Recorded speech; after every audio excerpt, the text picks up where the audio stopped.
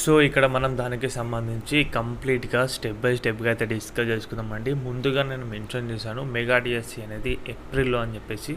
So, దానికి గల కారణం కూడా నేనైతే మీకైతే ఎక్స్‌ప్లెయిన్ చేస్తాను. సో, వీడియో స్కిప్ చేయకుండా చూడండి గైస్. వీడియో అయితే చాలా ఇన్ఫర్మేటివ్‌గా అయితే ఉండబోతుంది. ఈ మ్యాటర్‌లోకి వస్తే గనక ఇప్పుడు జరిగే ప్రతి మీటింగ్‌లో అంటే ఎమ్మెల్సీ కోడ్ తర్వాత విద్యాశాఖ మంత్రి గారు ఏం చెప్తున్నారు, మెగా డిఎస్సి బాధ్యత మాది, హామీ మాది, మార్చ్‌లోనే నోటిఫికేషన్ తీసుకొస్తాము, మా మీద బాధ్యత పెరిగిందని అయితే చెప్పడం అయితే జరుగుతుంది. సో, బాగుంది.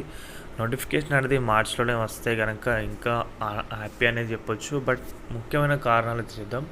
కంప్లీట్‌గా ఇప్పుడు మొన్నటి వరకు ఎమ్మెల్సీ కోడ్ గురించి అయితే డిఎస్సి అండ్ అదేవిధంగా ఎస్సీ వర్గీకరణ గురించి అయితే మెగా డిఎస్సి అనేది ఆపడం అయితే జరిగింది. సో, ఇప్పుడైతే ఎమ్మెల్సీ కోడ్ కూడా పూర్తయింది.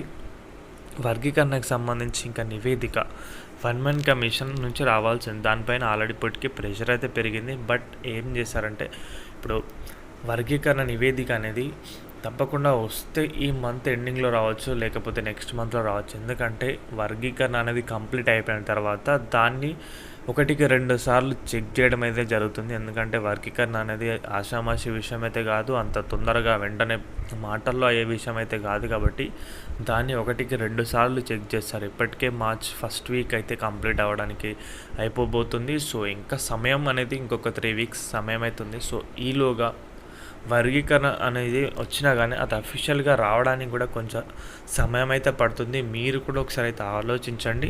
వర్గీకరణ అనేది ఎంత పెద్ద విషయమో, సో దానిపైన అయితే చాలా జీవితాలు కూడా అయితే ఆధారపడి ఉంటాయి. కాబట్టి ఏ ప్రభుత్వం అయినా సరే, ఎవరైనా సరే అంత త్వరగా దాన్ని అయితే అంత ఈజీగా అయితే తీసుకోరు. సో, మంచి 1-2 సార్లు అయితే చెక్ చేసుకొని ఈ మంత్ ఎండింగ్లో కానీ లేదా వచ్చే మంత్లో కానీ వర్గీకరణ నివేదిక అనేది ఇచ్చిన తర్వాత వన్స్ నివేదిక వచ్చిందంటే నోటిఫికేషన్ అనేది ఆగదండి.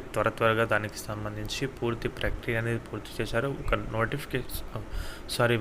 నివేదిక అనేది రావడం మాత్రమే పెండింగ్ అయితే ఉంది.